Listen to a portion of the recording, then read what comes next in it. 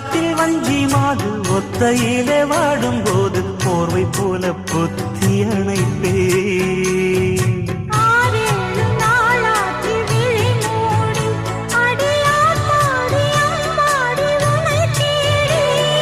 நீதானே மானே என் இளஞ்சோ